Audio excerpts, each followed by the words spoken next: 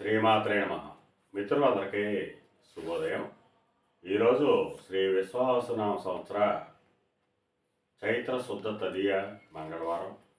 ఈరోజు ఏప్రిల్ 1, 2025 తేదీ మంగళవారం. ఈరోజు భరణి నక్షత్రం మధ్యాహ్నం 3:26 వరకు ఉంది. తదుపరి కృత్తిక. ఈరోజు దుర్ముహూర్తం ఉదయం 8:57 లాగైతూ 8:27 9:14 వరకు ఉంది. మరలా తిరిగి దుర్ముహూర్తం రాత్రి 10:52 11:39 వరకు ఉంది. వర్జ్యం రాత్రి 2:38 4:08 వరకు కూడా వర్జ్యం ఇవ్వడం జరిగింది. ఈరోజు పంచాంగరీత్యా ఈ రకమైనటువంటి ఫలితాలు గోచరిస్తున్నాయి. అలాగే ఈరోజు నక్షత్రాలైనటువంటి భరణి, కృత్తిక నక్షత్రాలు ఎవరికి తారాబలం కలుగుతున్నామో పరిశీలించినట్లయితే రోహిణి, హస్త, శ్రవణం ఈ నక్షత్రంలో జన్మించినటువంటి మన మిత్రులందరికీ కూడా ఈరోజు నక్షత్రాలైనటువంటి భరణి, కృత్తిక నక్షత్రాలు అనుకూలంగా ఉంటాయి. అందువల్ల ఇప్పుడు చెప్పుకున్నటువంటి నక్షత్ర జాతకులందరికీ ఈరోజు శుభకరంగా ఉండే అవకాశం ఉంది. అలాగే ఈరోజు రాశిఫలాలను మనం పరిశీలించినట్లయితే మేషరాశిలో జన్మించిన వాళ్ళకి కొద్దిపాటి కార్యజయం కలుగుతుంది, ఆరోగ్యం చేకూరుతుంది. వృషభ రాశిలో జన్మించిన వాళ్ళకి అనారోగ్య సూచన ఉంది. మిథున రాశిలో జన్మించిన వాళ్ళకి చేసేటువంటి వ్యాపారాలు లాభసాటిగా సాగేటువంటి అవకాశం ఉంది.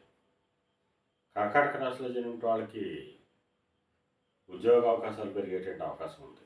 సింహరాశిలో జన్మించిన వాళ్ళకి పితృవర్గీయులతో సత్సంబంధాలు ఏర్పడేటువంటి అవకాశం ఉంటుంది. కన్యారాశిలో జన్మించిన వాళ్ళకి అతి సామాన్యంగా ఉంటుంది. తులారాశిలో జన్మించిన వాళ్ళకి కళతరపూర్వక ధనలాభం కలుగుతుంది. వృశ్చిక రాశిలో జన్మించిన వాళ్ళకి శత్రువయం కలుగుతుంది. ధనురాశిలో జన్మించిన వాళ్ళకి సంతానానికి సంబంధించిన శుభవార్తలు ఉంటారు. మకర రాశిలో జన్మించిన వాళ్ళకి ఆకస్మిక ప్రయాణాలు చేయవలసిన అవసరం ఉంటుంది. కుంభరాశిలో జన్మించిన వాళ్ళకి పరాక్రమంతమైన ఆదాయ వనరులు ఏర్పడతాయి. మేన రాశిలో జన్మించిన వాళ్ళకి ధనాదాయ వనరులు వృద్ధి చెందేటువంటి అవకాశం ఉంటుంది. ఈరోజు ద్వాదశ రాశి యొక్క ఫలితాలు ఈ రకంగా తెలియజేయడం జరిగింది. అలాగే ఈరోజు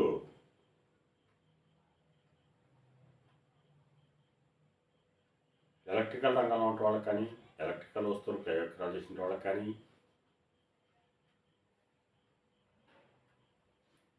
మిక్కిలి శుభదాయకంగాను లాభదాయకంగా ఉండే అవకాశం ఉంది. అలాగే వ్యవసాయ రంగంలో ఉన్న వాళ్ళకి కానీ, వ్యవసాయ ఉత్పత్తులు ప్రయోగాలు చేసిన వాళ్ళకి కానీ ఈరోజు మిక్కిలి శుభదాయకంగాను లాభదాయకంగా ఉండే అవకాశం ఉంది.